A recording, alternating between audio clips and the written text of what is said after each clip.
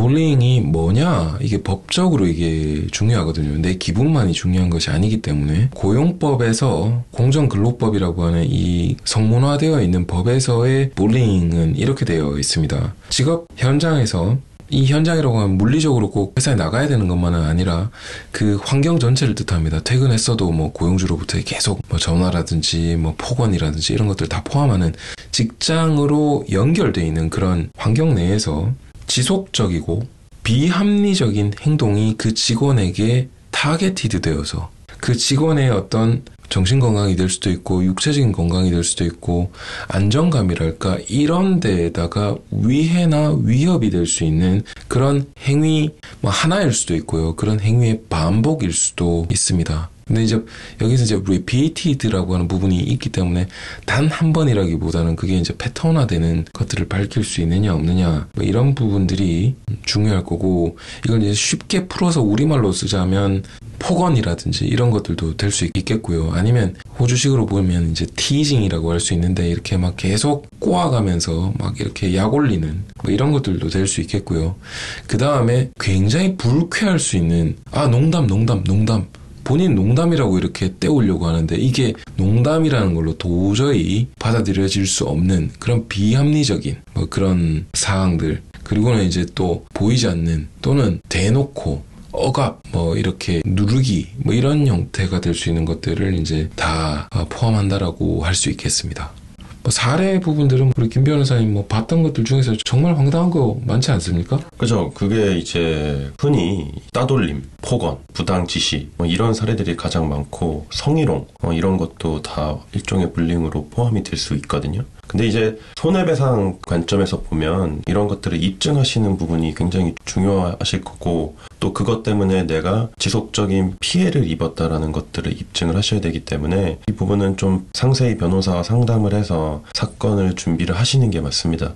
여기서 이제 손해배상이라고 하는 부분을 말씀해 주셨는데 이제 우리 김 변호사님은 손해배상, 민사, 뭐 그 다음에 상해사건 이런 것들 전문적으로 하시니까 당연히 이제 손해배상에 관심이 있으실 만한 분들에게 이렇게 안내를 해드리는 건데 불링, 워홀 오신 분들이 이제 불링이라고 하는 부분들에 대해서 이제 알아야 대처를 할 수 있다라고 하는 걸로 조금 좀 멀리서 이렇게 보자면 불링이라고 하는 것 자체를 문제 삼아서 거기에서 법적으로 어떤 대처를 할 수 있느냐 이걸 공정근로법상으로 보자면 불링에 대해서 할 수 있는 건 페어 워크 커미션이라고 하는데 가서 중재를 신청하면서 불링 하지 마라라고 하는 오더를 받아내는 것 말고는 없습니다.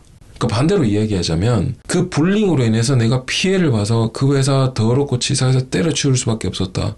손이 떨리고 막 온몸에서 땀이 나고 막 열이 나서 뭐 도저히 그 직장에는 갈 수가 없다. 그래서 일을 때려치웠다. 그런 불링 사건은 없는 겁니다. 이미 내가 일을 그만뒀으니까 그 전제 조건이 없어진 거란 말이죠.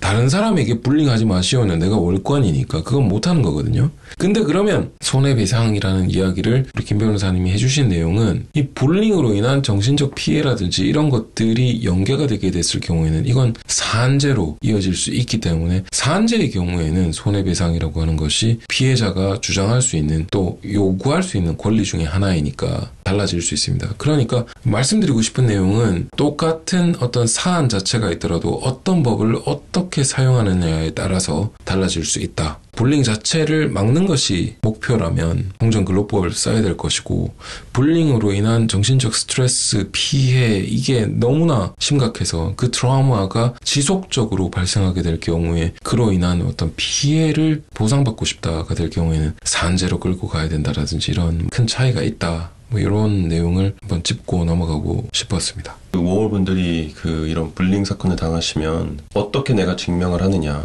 간단하게 말씀드리면 그게 뭐 내 동료일 수도 있을 것이고 뭐 손님일 수도 있을 것이고 그걸 목격한 그리고 녹음도 가능합니다. 일반적인 녹음은 불법이지만 내 법적 권리를 보호하기 위해서 그렇게 행하는 녹음은 무슨 상업적 이익과 그런 것이 없는 그런 것들은 법의 보호를 받을 수 있기 때문에 모홀분들께서 혹시라도 그런 안타까운 일에 처해 계시면 그런 방법들로 입증을 준비하시는 게 맞습니다. 한 가지 조금 불링이라고 하는 부분에서 유의해서 파악할 부분이 언어적인 문제 때문이라든지, 이게 굉장히 많은 분들이 호주가 과거에 이제 백호주의 이런 것들이 이제 있었던 나라라고, 그런 이제 잠재의식 때문에라도 이게 인종차별 아니냐 뭐 이런 식으로 이제 모든 걸 인종차별이라고 하는 부분으로 이렇게 끌고 가는 부분들이 있거든요. 근데 이 랭귀지와 레이스는 굉장히 별도의 개념입니다. 아시안 이어서 뭐 예를 들어 뭐 어쩌고저쩌고 이건 이제 인종차별이 맞을 수 있겠으나, 내가 영어를 못한다라는 것 때문에 대화가 이루어지지 않아서 말귀를 못 알아듣는다라는 것 때문에 이제 쌍방이 이렇게 굉장히 좌절하는 상황이 생길 수 있죠. 이런 걸로 인해서 조금 디티드업되거나 하는 경우, 이런 것들 자체를 대놓고 인종차별 당했다 이렇게 주장하는 건 굉장히 무리가 있을 수 있거든요. 그렇기 때문에 정황과 맥락을, 남들이 보기에는 그 상황이 어땠을지에 대한 이런 객관적인 objective한 부분에서도 판정이 좀 필요하니까 그 부분도 고려를 충분히 해봐야 됩니다. 내가 그렇게 느꼈을 때 상대방은 어땠는지 이런 것들도 좀 물어봐야 될 필요가 있겠고, 주변에 있었던 사람들이 되겠죠, 그죠? 이런 부분들도 좀 봐야 될 필요가 있겠네요.